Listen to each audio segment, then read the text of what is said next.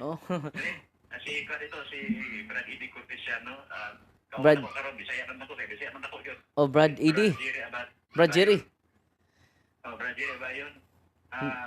Kundri, matanan ni kung ang live mass nimo sa 12 noon ba kay nagahulat mi para makipan mi, makisabay ni sa misa. Actually, nag-prepare na mi Sa misa sa ano? sa 12 noon kay Father Darwin. Father Darwin eh. Yes, si Father Darwin po ito. Dre. Wala akong misa Si ngayon, Dre. 12 noon. Wala akong misa. Ang Wala misa ko wala. kanina, alas 6. Mao ba? So, sige lang. Anyway, mao na maging siya. Kanang, piece of advice lang Dre kasi, kuan ba, kanang, ang tinin niya po sa balay karon sa Hmm. pari, Bradiri. Kuan, magwadanan ba siya, kanang lugar ni Gipati niya, niya, need yun ang healing. Hmm. So, ako sa hindi uban ng karon sa panimalay, nag-prepare niya, kinanawa may kay Brad Tinit, yung ito sa staff niya mo Hmm. daw. Sa Yan. Ang Pagdidian? ikakarong adlaw, wibis, nagmisa daw. Katod noon. Walang misa So, ngayon mag-isa. sa live, walang misa. So, ang misa ko Ganun ba? ngayon ay alas 6 sa umaga. May kasal ako kanina, alas 10. Yun ang misa Okay. ko. Walang online mass. Walang, pero lahat ng misa ko kapag may internet live po. Pero ngayon, alas Sige po. 12, wala po tayong live bro, John Ray. And then, sa kasamaan mo na may sakit, pwede kayo Ako din. malapit kayo sa parin nyo, receive the sacrament of confession, anointing Okay. of the sick, and then receive the Eucharist. It is a sacrament of healing, kapatid. And then, lapit kayo sa mga kapatid natin ng mga kaparian, sa parish priest ninyo, sa assistant parish priest. At sana ma-renounce ninyo, nandyan po sa YouTube channel natin, sa Facebook page natin, ang kapatid, na yung renouncement of the occultism, sa paglapit natin sa mga occultista, sa mga faith healers, dahil bawal po yun. Nandyan yun sa banal na kasulatan, banal na aral natin, kapatid. Anong sakit niya? Complicated rin. Kay, dunay back pain siya, yung sakit niya, hips. Tapos, labo yung mata niya. Saka nahirapan siya maglakaw bitaw. Kay, dunay ibang body pains ba? Niya, Hmm. nagako na siya. Siyempre, kapangingan yung mga occultism. Murag pa na to, kanang tungkol sa kay nagkauna naging sa doktor. Mm, Nagkanang mm. doktor niya sa ospital. Mm. Nakagasol tag dako. Kanya Mm. wala na gyud kay wala may findings yun ang nato ang na doktor. Kaya Hmm. naka-igod yun siya. Sakit ba? So doon Mm. nga siya gahanom sa kuha nga makakonek sa imuha. Mm, mm. Through sa your kuhan ba, your kanabitang gift nimo sa healing. Kaya it's a gift Hmm. na gina siya.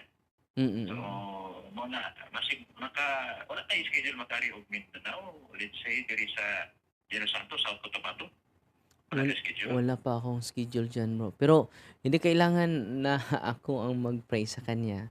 So, yung whole family Ganun. niya, kapatid, itong gawin ninyo, ha? Yung whole family niya, receive to the sacrament of confession. Isalin nila ang paglapit sa albularyo. At wag na silang Okay. lalapit doon, ha? Doon na sila sa Okay. sacrament. And then, kahit nandyan kayo, nandyan si Kristo everywhere. Hindi kailangan si Father Daro na mag-entertain. So, sa pamamagitan ng programa natin ngayon, gusto ko na makakonect ako sa inyo and ma-guidean ko kayo to receive the sacrament, and then bawat isa sa inyo pwede naman mag-pray of deliverance. Nandyan yan sa aklat ni Father Sikia, page 22. So, bili kayo ng aklat ni Father Sikia. Continue to listen to our catechism in social media po. Mm. Buong pamilya ang mag-deliverance, no? Dahil Okay. ang daming nangangailangan ngayon yung kapatid, 'di ba? Maraming Opo. nangangailangan sa sacramentals ni Kristo. Maraming nangangailangan sa sacrament ni Kristo. At Jesus is present everywhere. Father Darwin is limited. So ngayon, i-guide ko kayo, mapunta kay Kristo. I-facilitate ko kayo papunta kay Kristo sa sacrament. At magpa-bless Opo. kayo sa pari ninyo sa olive oil, rock salt, tubig, Mm. ah, Mm. Benedictine cross, Benedictine needles, at kunin niyo po lahat ng mga occult objects sa bahay ninyo. And then, Yes. i-dispose niyo po yan. Ipopost ko siguro mamaya yung proper disposal of the occult objects. Malaking tulong po bro, magkaisa tayo at ako lang po ay nagga-guide paano natin gawin ang prayer ng simbahan na spiritually prepared tayo, yung cares, no? Confession, adoration, rosary, Eucharist, and sacramentals. And then, Ah, kung hindi mag-bless yung mga pari ninyo, last resort na po yung online blessing natin. This 1 to 2, may blessing tayo sa sacramentals. Ila-live natin sa Facebook page ko. And then sa mga malayo 'yan at sa mga pari na wala pang alam patungkol sa Roman ritual sa blessings, lahat ng pari po maka-bless. So yes. sinisikap natin dito sa programa natin, bro, sa YouTube channel natin para maabot natin at ma-empower natin. Ang dami ng mga pari na empower din dahil minsan ay na-focus sila sa akin eh. Hindi naman ako makapangyarihan.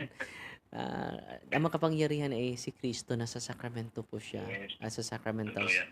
Bro, Jerry, ha? Pero, Dre, Yes? Hello, Dre. Yes, bro. Meron akong konting observation ba? Kasi nabanggit ko yan dito kasi after rin ako sa kuhan sa JK Kinaminigag ng Kristiyano Katiliban. Yes. Connected din ako sa kuhan sa parokya natin dito sa Del Santos City. Mm. It seems na not so very welcome. Kaya nga, kami sa anumang paraan, kung saan man imong pamaagi nga pwede, we can also maka-avail sa imong guidance sa mga na halimbawa, kanang nakaroon the blessings of itong ginganin mong na sacramentals, sa itong mga quantum, rockstone, olive oil, water. Rock salt. Yes, dire. Tapos, meron, naanak ko napalit dire katong black book ni Juan, ni Father Very Sikia. good. Very So, good. kami Maganda duha, yan. wala din may mo active o kanang model o kanang apply niya na kung wala yung guidance ni mo. Mm. So, Actually, pwede bro, pwede yun, yes. una bro, binibigay na natin yung guide and flow sa Facebook page natin, di ba? So, just follow it and then increase your faith. Ito lang sikreto, bro. Yes. Just increase your faith. Don't increase your fear, doubts, and hesitation. So, yan din ang nangyari sa akin sa bago pa akong pari. Marami akong tanong. Pero, when we deepen our knowledge on the teachings of the church, it empowers us, it liberates us. Kung ako din, namumuhay din ako sa takot, no, paano? Wala akong matulungan kahit isa ngayon, di ba? So, gusto ko na yung sinasabi ni Kristo, do not be afraid. Yan ang maghahari sa isipan ninyo. Yan ang maghahari sa puso ninyo dahil maraming nagkasakit ngayon na biktima sa curses, kulam, barang. Paano yan? Kung dependent lang kayo sa akin, limited lang ako. Di ba? Pero ang Diyos is unlimited. Present everywhere. In His sacraments and in His church. Kaya nga, ini-empower ko kayo. So, by empowering us, it is a great liberation from fear, from hesitation, and from doubts. Bro, gamitin mo yung mga prayer book sa family lang ninyo. No? Sa family lang ninyo. And then, keep in touch lang sa programa natin, bro, dahil lagi tayong nag-empower sa mga kasamahan natin. So, meron ka pang katanungan, bro, Jerry? Brother, si Edwin ito yung pare, Jerry. Ay, Father, kanang, okay naman guna akong binalang sakit, Father, ba, 2013 pa niya, na tayo kong doktor na tuan. Wala mong good siya, May findings? Wala, may findings mo. Ito nga, nakasubaybay ko sa imo mga program, ako nga, nagpa-decision ko ba nga, inako nga. Kaya, ikaw ragit ang ako nga, maduulan, Father, nga, pagtig mga kulian ni ako ang kuan ba? So, pag-antos kay murag tibuok naman, Father, oy, nga murag itupot naman ang gihimo sa kuha niya. Mausab din na itabo sa akong wife nga namatay siya nga wala gyud siya findings, nya murag akong paminawa, murag kaming duha ba ang atake ani ba? So, bro, itong gawin mo ha. Makinig ka ha. So, receive the sacrament. Lahat ng kasalanan mo, i-confess mo sa pari mo. Lahat. Bago ka pupunta sa pari, lahat. Paglapit sa mga okultista, paglapit sa mga faith healers, isali mo yon ang meron ka mga amulets, mga habak, i-gather mo yon lahat ng mga langis galing sa mga albularyo, i-surrender mo, i-renounce. Nandyan din yung prayer of renouncement sa ating Facebook page. At ako po ay nagagalak dahil meron ng libro si Bro Jerry. Gamitin niyo po yan. But see to it, nag-practice kayo ng cares. Confession, make adoration, no? Doon sa Adoration Chapel, pangatlo, Rosary, Eucharist, reception of the Holy Eucharist, and then sacramentals. So, yung sacramentals ay panghuli para i-deliverance na ninyo yung bahay ninyo, i-deliverance din, pwede mag-self-deliverance ka rin, no? Alam mo kapatid, marami kaming pasyente na sumagawa ng spiritual preparation after they are spiritually disposed, they use the prayer of the church, and they are completely liberated and completely healed. So ako ngayon nagtuturo sa inyo how to use the sacramentals of the church dahil si Kristo po ang makapagaling. Si Father Darwin wala po kapangyarihan dyan, no? Okay, Father. Okay? So, gawin mo yung sinasabi ko dahil yun ang gusto ng simbahan. Hindi kailangan pupunta kayo sa akin. Punta kayo sa pari ninyo. All priests are in persona Christi. Sa paglapit nyo sa pari, hindi yung taong pari. Hindi yung pagkatao sa pari ang linapitan nyo, kundi ang sacred office na natanggap niya through the sacrament of ordination. Ang sacred office of priesthood ang nilapitan nyo. Si Kristo mismo ang nagtatag niyan. Di ba? So, increase your faith, bro. Don't increase your doubt. Hindi makatulong yan. Basahin mo ang banal na kasulatan. Continue to contemplate to the word of Jesus because it will lead us to life, bro. Opo, Father. Okay? And then, kung hindi mag-bless yung mga pari ninyo sa mga religious items ninyo, lalo yung rock salt, tubig, olive oil, so may blessing naman tayo from Thursday to Sunday sa Facebook natin. Pwede din kayo sasabay sa online, ha? Anong pangalan mo, bro? Gerardo Abayon. Bernardo Abayon. Gerardo. So, i-take note dong, Gerardo Hibayon. Dahil isasali kita sa aking mga misa po, kapatid. Okay? All is well, ha? Inaot pa der. Salamat sa Don't forget sa, Jesus, I trust in you. Dili kay murag kwan kana bitaw sa sacramental gingon nimo. Unsa ba specifically usab gina kay murag man ipungutana sa kwan ni Palidiris ko pag na upok ba sa sacramentals. Is it kanang mga holy kanang religious items pa nato?